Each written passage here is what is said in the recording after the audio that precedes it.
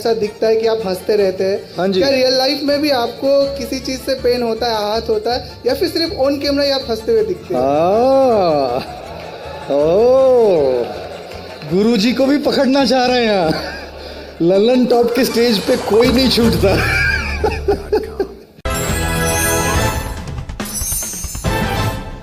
क्या आप लोग गौर गोपाल दास जी से सवाल पूछने के लिए तैयार हैं? सर, कृष्ण को गीता से जोड़ा जाता है और गीता हमें कहा जाता है कि कृष्ण ने सुनाई, लेकिन मैंने कहीं पढ़ा वो कृष्ण ने नहीं, संजय ने सुनाई धृतराष्ट्र को, जो बाद में लोगों को पता लगा, क्योंकि वहाँ पे सिर्फ अर्जुन सुन रहा था और अर्जुन ने कभी गीता किसी को सुना ही नहीं। हमने गीता सुनी एक दास के उससे, तो दास ने सिर्फ सुना फल का चिंता मत करो और कर्म करते रहो। आपका सार गीता का सिर्फ यही एक लाइन है जो संजय से हमें पता लगी, या कृष्ण का कहने का मतलब कुछ और था अर्जुन को? इसके इस विस्तार में बताइए। थैंक यू इतना छोटा सवाल पूछने के लिए। सबसे पहले तो मैं ये बहुत बहुत शुक्रिया जी, आपने मुझे यहाँ पर बुलाया।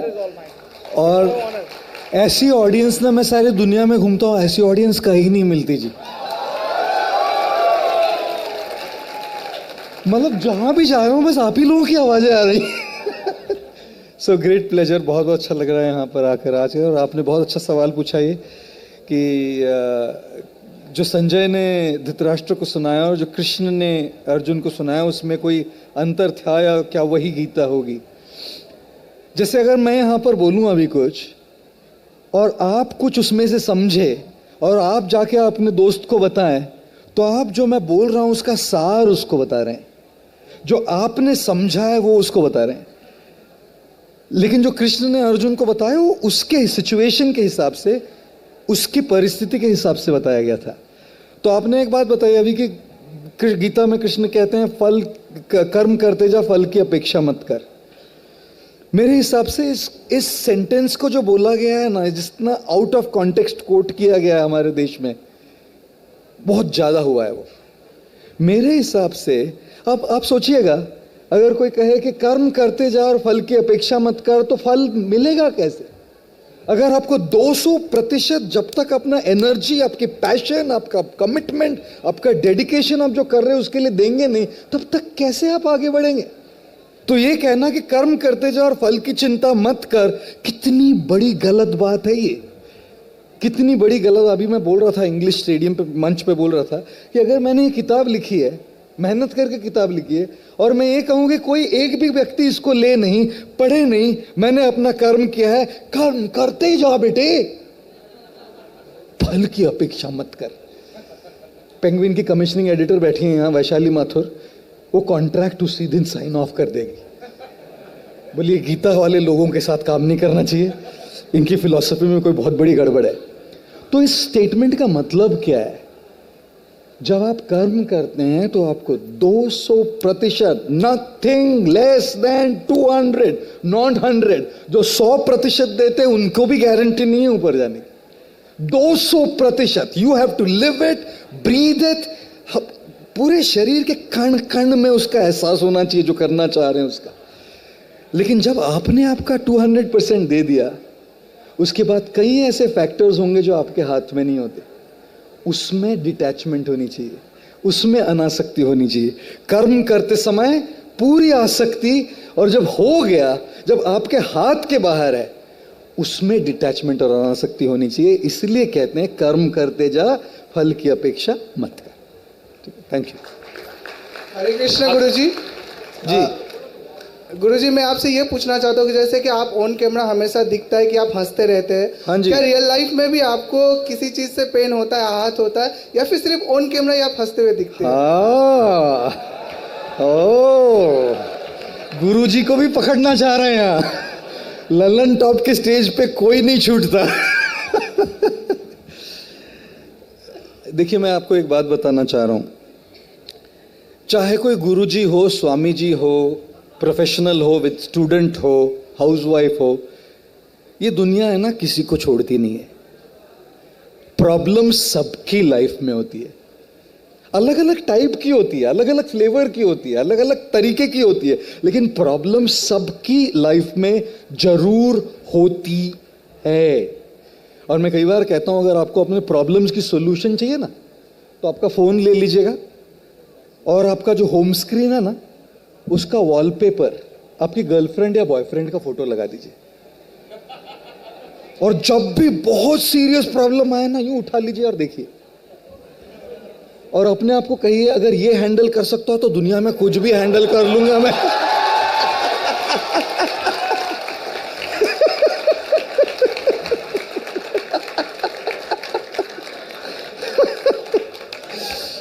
तो देखिए, मजाक की बात दूर रखते हैं, लेकिन एक बात तो पक्की है ना दोस्तों, प्रॉब्लम से कोई नहीं छूटता। और अभी मैं बता रहा था, पिछले 29 साल से मुझे यहां पर दर्द होता है। 24 घंटे 365 दिन 29 साल से। मतलब मैंने पिछले 29 सालों में एक पेन फ्री लाइफ, एक वेदना से मुक्त जीवन क्या होता है ये जाना ही नहीं है। तो क्या दुनिया गेरुए वस्त्र वालों को छोड़ती है? नहीं छोड़ती। क्या दुनिया किसी सन्यासी साधु को, गुरु को छोड़ती है? नहीं छोड़ती। क्या दुनिया किसी कॉलेज स्टूडेंट को छोड़ती है? नहीं छोड़ती। दुनिया किसी को नहीं छोड़ती है जी। सबकी लाइफ में अपना अपना प्रॉब्लम आएगा, सबकी लाइफ में अपनी अपनी दिक्कतें आती है। मुस्कुराना या नहीं मुस्कुराना, ये चॉइस आपका है। तुम इतना जो मुस्कुरा रहे हो, क्या गम है जिसको छिपा रहे हो। तो देखिए जी, ऊपर चढ़ना है ना पहाड़, पहाड़ पर तो चढ़ना ही है ना, तो रोते रोते चढ़ने की बजाय थोड़ा मुस्कुराते चढ़ेंगे तो हल्का लगेगा, हल्का लगेगा। तो ये मत सोचिएगा कि कैमरा में इसकी मुस्कुराहट कैमरा पे है और कैमरा के पीछे नहीं है। कैमरा के पीछे मुझे भी पेन है, कैमरा के पीछे मेरी भी समस्याएं हैं, लेकिन मैंने चूज किया है कि करना ही है ना, मुस्कुराते करते। गुरुजी प्रणाम। हाँ जी। हाँ जी। देखिए, आज के समय में आधुनिकता एक बहुत जरूरी चीज बनती जा रही है धीरे धीरे। तो मेरा आपसे सवाल है कि आधुनिकता और आध्यात्म, इसका समावेश करके हम जैसे युवा कैसे बढ़े आगे? जी, क्या सवाल पूछा है जी। आधुनिकता और अध्यात्म का समन्वय कैसे हो और आगे कैसे बढ़ा जाए, मॉडर्निटी एंड स्पिरिचुअलिटी, ये दोनों को बैलेंस करते हुए कैसे आगे बढ़े। एक संस्कृत में एक न्याय है जिसको कहते हैं अंध पंगु न्याय। अंध अर्थात जिसकी दृष्टि नहीं है, जो देख नहीं पाता, और पंगु अर्थात जिसके पैर नहीं, जो चल नहीं पाता। तो दोनों को एक रास्ता, एक रोड क्रॉस करना है।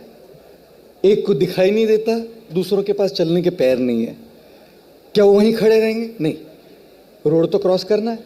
तो जिनके पैर है लेकिन दृष्टि नहीं, वो जिनके पैर नहीं है लेकिन दृष्टि है, उनको कंधे पे उठाते हैं। तो जिनके पैर नहीं है उनकी दृष्टि, और जिनके पास दृष्टि नहीं है उनके पैर। दृष्टि एक की, पैर दूसरे के, दोनों मिलके आगे बढ़ते हैं और रोड क्रॉस करते हैं। अध्यात्म के पास दृष्टि है, आधुनिकता के पास पैर है, और जब दृष्टि और पैर दोनों मिलेंगे तो एक साथ आगे बढ़ेंगे जी।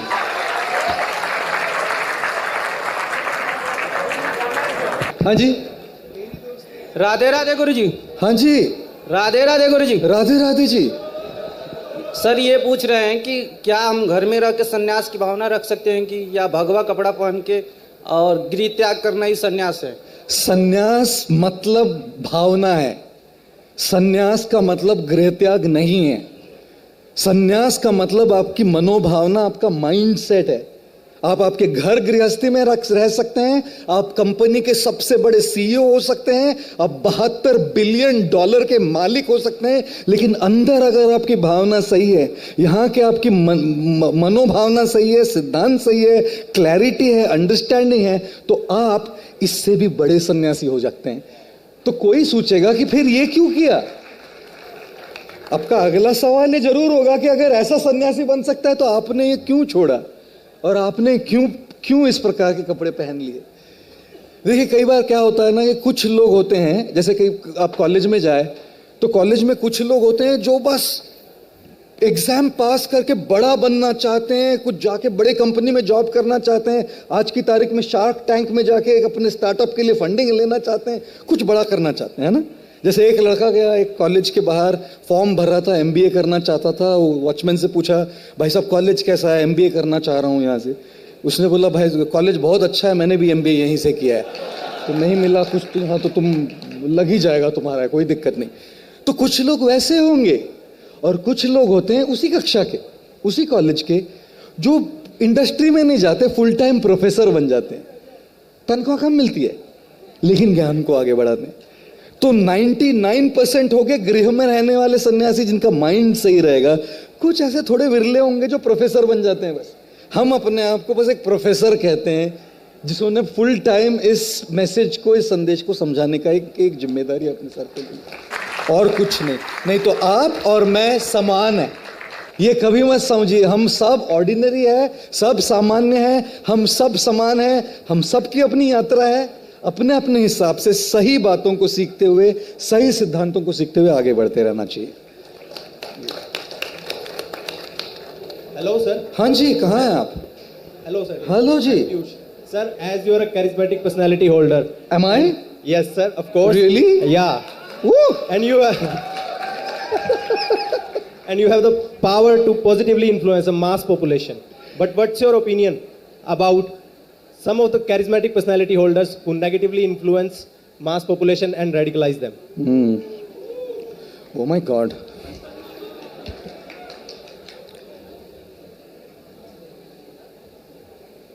The analogy I often give is a knife good or bad? Depends on whose hand the knife is in. If the knife is in the hands of a hoodlum, it'll take a life. अगर वही ना चाकू किसी गुंडे के हाथ में आ जाए तो किसी की जान चली जाएगी। वही चाकू अगर एक सर्जन के हाथ में आ जाए तो किसी की जान बच जाएगी। एक बार एक सर्जन सर्जरी कर रहा था और हाथ में माला लेके खड़ा है, स्कैल्पल चाकू के बजाय माला लेके खड़ा है, फूलों की माला। तो पेशेंट अचंभित हो गया, पूछने लगा, सर मतलब माला क्यों? सर्जन ने कहा, सर्जरी सक्सेसफुल हुई तो मेरे लिए, नहीं तो तेरे लिए। सॉरी। कहने का तात्पर्य यह है कि knife by itself is not good और bad, it depends on the purpose of using it. Purpose decides whether the knife saves a life or takes a life. And so whether me or anybody else, if you have charisma, if you have wealth, if you have skill, if you have talent, if you have anything fruitful in your life, the purpose, what it will take you to, will be decided by what your purpose is. And I think we all must contribute positively and avoid any negative influences through what we possess. Anything, charisma, wealth, talent, skill, fame, popular, anything. Okay? Thank you. नमस्कार madam. गुरुजी। हाँ जी, नमस्कार। Thank you for being you. Oh, thank you. Thank you so much, क्योंकि You हम to thank him is kind enough to give me the stage. Loud round of applause for thank you sir, thank you so him. Much. Why are you applauding for me? Come on, cheer. Make some noise for him, guys. Louder noise for him, guys. Come on. Much louder noise for him, guys. Brilliant. Sir हम सब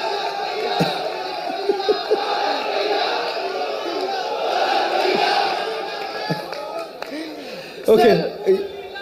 हम सब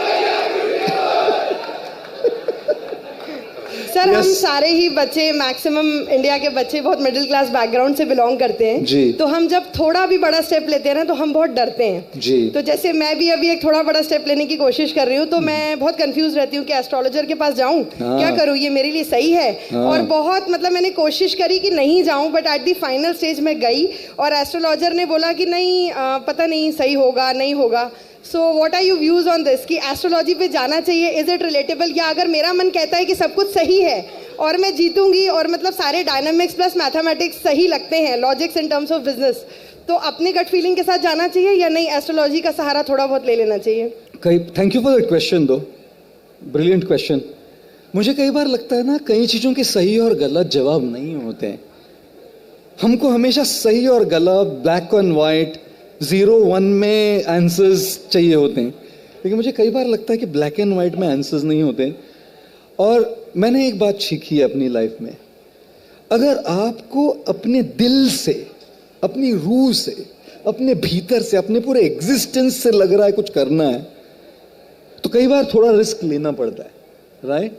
हो सकता है वो गलत हो सकता है आपकी गलती हो जाए, लेकिन जब तक गलती नहीं करोगे अनुभव कहां से आएगा? जिंदगी की हर सुबह कुछ शर्तें लेकर आती है और जिंदगी की हर शाम एक तजुर्बा देके जाती है।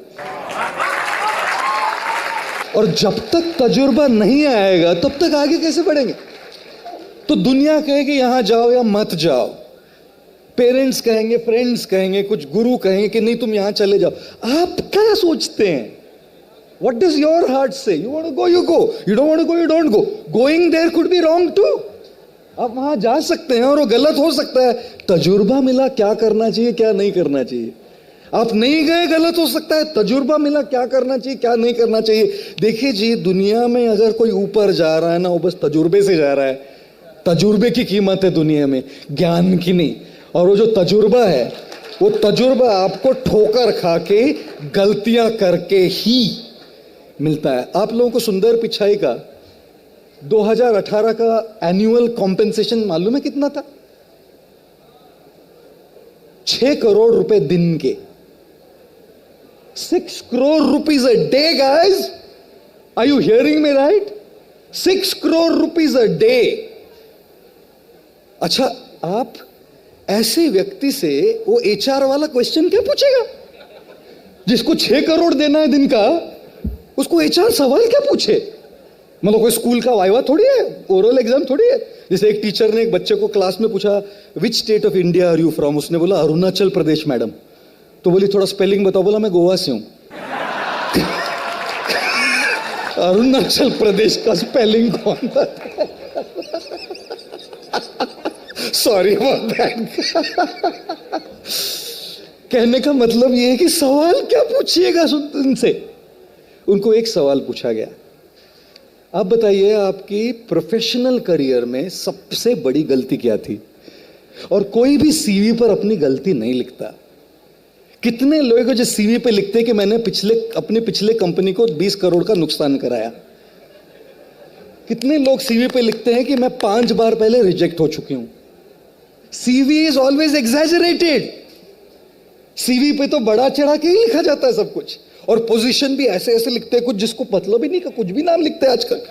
हमारे टीम ने मुझे कहा कि आप सर आपके सोशल मीडिया हैंडल पे मोटिवेशनल स्ट्रैटेजिस्ट डालिए।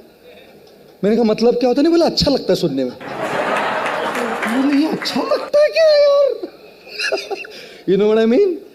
तो उनको एक सवाल पूछा गया, एक ही, आपकी सबसे बड़ी गलती बताइए और बताइए आपने उसको कैसे हैंडल किया। और हैंडल करने के लिए कोई स्ट्रैटेजी ब्लूप्रिंट नहीं देख रहे थे, एटीट्यूड और तजुर्बा देख रहे थे। उस तजुर्बे से 6 करोड़ रुपए मिलते हैं। मैं अपनी सारी गलतियां बोलने के लिए तैयार हूं, कोई 1 लाख भी नहीं दे रहा। तो इसलिए देखिए जी, कई बार अपने दिल को फॉलो करना पड़ता है। दुनिया की अगर सुनते रहेंगे कुछ नहीं होगा, मंजिल मिलेगी भटक कर ही सही। गुमराह तो वो है जो घर से निकले ही नहीं। तो निकलिए, रिस्क लीजिए, अनकैलकुलेटेड मत लीजिए। अनकैलकुलेटेड रिस्क लीजिएगा तो फैमिली भी हमारे पास है। मैंने बहुत बड़ी अनकैलकुलेटेड रिस्क ली, मैंने तभी नहीं सोचा, मैं कभी नहीं कहता ऐसा कुछ करना चाहिए। कैलकुलेटेड रिस्क लीजिए, लेकिन निकलिए अपनी जर्नी पर। गलतियां होंगी ना, कोई बात नहीं, नो प्रॉब्लम। उठेंगे, फिर से खड़े रहेंगे, फिर आगे चलेंगे, गिरेंगे, फिर उठेंगे, फिर चलेंगे और जरूर पहुंचेंगे उस मंजिल तक। गुरुजी, हाँ जी। गुरुजी, आपने रिस्क लेने के बारे में बताया और ठोकर खाने के बारे में बताया और घर से निकलने के बारे में बताया। हम सब ये जानना चाहेंगे कि वो क्या मोटिवेशन रहा, क्या ड्राइविंग फोर्स रहा आपके पास, जो आपने एक HP इलेक्ट्रिकल इंजीनियरिंग की जॉब छोड़ के और आपने मॉन्क का जीवन अपना पाए। अरे भाई ठीक है, दे दूं ये जवाब? Yes please. हाँ जी, थैंक यू। क्या मैंने क्यों किया ये, है ना, इन लाइन में उनके जो जवाब के लाइन में ही है आपका सवाल भी, तो उसी के फ्लो में बता देता हूँ। मैंने इलेक्ट्रिकल इंजीनियरिंग पढ़ी और मैं ह्यूलेट पैकर्ड में HP में जॉब करता था और बहुत अच्छा था मैं अपनी जॉब में, I was doing very well. लेकिन हालांकि मैं अपने जॉब में बहुत अच्छा था, लेकिन वो दिल में क्लिक नहीं हो रहा था। जानते ना, ये कर रहे हैं लेकिन उससे एक सेटिस्फैक्शन नहीं है. Great at doing it but not enjoying it. और मेरा एक आप सबको एक सिंपल कैलकुलेशन बताता हूं आपको. अगर अपने वर्क प्लेस में हम 8 घंटा रोज बिताए, एवरेज ऑफिस में 8 घंटा, हफ्ते के 5 दिन काम करें, सैटरडे संडे छुट्टी है, तो हफ्ते में 40 घंटे हमारे ऑफिस में जाएंगे. साल में अगर 2 हफ्ते की छुट्टी पकड़ लीजिए तो 50 हफ्ते काम करेंगे, तो हमारी ऑफिस में हमारे 2000 घंटे साल के जाएंगे. और मान लीजिए 45 साल तक आप करेंगे, ज्यादा ही करेंगे, 45 साल तक अगर आप जॉब करते रहिएगा, 90,000 घंटे अपनी लाइफ के अपने काम वर्क प्लेस ऑफिस में जाते हैं जी. और 90,000 घंटे का मतलब क्या होता है मालूम है? अपनी लाइफ के 10 साल. मैंने अपने आप से एक सवाल पूछा, क्या मुझे 90,000 घंटे रोते हुए बिताना है कि खुश होकर अपना काम करना है? और भीतर से बहुत लाउड क्लियर आवाज आई कि हालांकि मैं मशीन्स और सिस्टम्स में एक्सपर्ट हूं, यहां नहीं हो रहा. रिस्क ली, चला गया. थैंकफुली वो रिस्क काम की. अगर नहीं काम की होती ना, तब भी खुश होता कि मैंने अपनी दिल की बात मानी है. अब सब नौजवानों से एक ही बात कहना चाह रहा हूं अंत में, कैलकुलेटेड रिस्क लीजिए, मेरे जैसा पागल मत कीजिए. रियल लाइफ में मॉर्गेज होती हैं, EMIs होती है, फैमिली होती है, फाइनेंशियल नीड्स होती है. पैसा अपने जॉब से स्टार्ट में कमाइए और अपना पैशन साइड बाय साइड में बरकरार रखिए, साइड में उस पर काम करते रहिए. हो सकता है एक दिन ये पैशन आपका प्रोफेशन हो जाए, और तब तो क्या जी, मचा डालेंगे. अच्छा, और भी है जी, एक लास्ट सवाल. हरे कृष्णा सर, मेरा नाम शांभवी है. हाँ जी. पहले तो मैं थैंक यू बोलना चाहती हूँ कि जब मेरा लास्ट ईयर बहुत बैड फेस चल रहा था लाइफ में, तो आपका एक वीडियो जो सबसे पहले यूट्यूब पे आया था कि एक जोक पे हम बार बार नहीं हंस सकते, तब तक हम बार बार दुखी क्यों होते हैं जी. तो सर, जब हम अब मैं बेटर स्टेज पे हूँ अपने लाइफ पे, और जब मैं एक स्टूडेंट से करियर, मतलब जो मेरा वर्क है मैं उसमें चेंज कर रही हूँ, तो उन बच्चों के लिए आप क्या मोटिवेशन देना चाहते हैं जो अभी चेंज कर रहे हैं? हाँ. जब भी हम कोई चेंज करते हैं ना, चेंज की फेज हमेशा थोड़ी मुश्किल होती है. चेंज की फेज हमेशा थोड़ी डिफिकल्ट होती है. नया सीखना, नया एडजस्ट करना, नई चीजें, नए दोस्त, नए कलीग्स, नए वर्क प्लेस. और किसी भी नई चीज को एडजस्ट करते करते थोड़ा सा टाइम लगता है. किसी भी नई चीज से एडजस्ट करने में थोड़ी मेहनत लगती है. लेकिन सबसे इंपॉर्टेंट एक चीज याद रखनी चाहिए, पेशेंस और कंसिस्टेंसी. छोटी छोटी चीजें रोज कंसिस्टेंटली सही तरीके से करने से ही बड़ी बन जाती है. कोई भी बड़ी चीज बड़ी नहीं बनती. छोटी छोटी चीजें हर रोज कंसिस्टेंटली पेशेंटली करने से ही बड़ी होती है. तो अगर हम नए फेज में जा रहे हैं और एडजस्ट करना पड़ रहा है, धीरे धीरे हौले हौले करते रहेंगे ना, तो जरूर होगा. और इस फेज में सपोर्ट लीजिए, किस फैमिली का सपोर्ट लीजिए, फ्रेंड्स का सपोर्ट लीजिए, क्योंकि हम अकेले कई बार हैंडल नहीं कर पाते. अकेले के लिए इतना ज़्यादा स्ट्रेस हो जाता है, अकेले के लिए इतना ज़्यादा प्रेशर हो जाता है. ऐसे सिचुएशन में अपनी दिल की बात खोल के बोलने के लिए कोई होना चाहिए, और किसी का सपोर्ट और हेल्प लेने के लिए कोई होना चाहिए. तो छोटी छोटी चीज़ें कीजिए, हेल्प लीजिए, सपोर्ट लीजिए, दिल की बात खुल के बोलिए. और कोई अगर नहीं मिले ना, लिखिए, बिना एडिट किए पेपर पे अपने दिल की सारी बातें लिख दीजिए. फ्रस्ट्रेशन है, गालियां आ रही है, लिख दीजिए, फाड़ दीजिए, जला दीजिए, जो करना है करिए. उस एनर्जी को बाहर निकालिए. और जब आप निकालेंगे तभी आप देख लेंगे कि कैसे आपका मन शांत होता है, और जो एडजस्टमेंट आप करना चाह रहे हैं उसके लिए फुल एनर्जी आपके पास रहेगी. थैंक यू जी. थैंक यू सो मच गुरुजी for energising our mind. Thank you so much. हम लोगों के लिए बहुत गौरव है कि आप ललन टॉप अड्डे के मंच पर आए. Meeting you guys. Thank you. Thank you so much. Thank you.